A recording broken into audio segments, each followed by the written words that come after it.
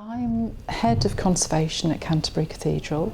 It's a very wide remit. I've actually just recently taken on this new role. I was head of stonemasonry and conservation, but although I'm still very much involved with the stonemasonry team, as they're the largest team of conservators that we have, my remit has widened to looking at the whole site and all the artefacts that are contained within it. So it's a much broader role.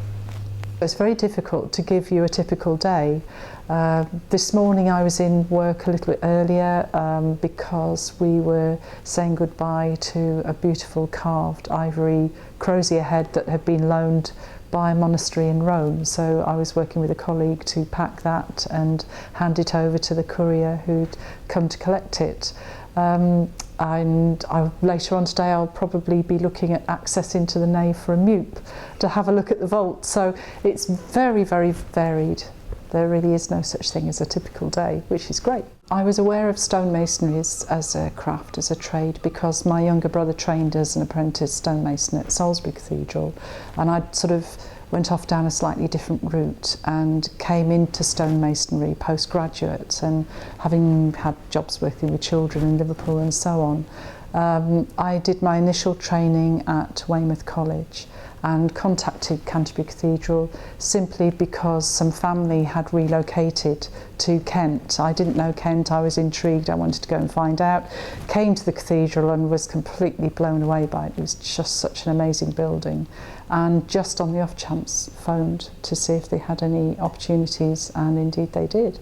And I've been here ever since.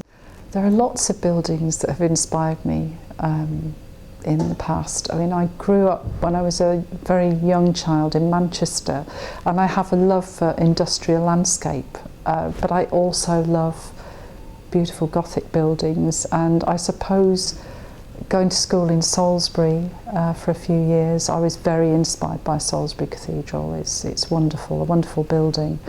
And Canterbury, of course. So I love whichever cathedral I'm in at the time.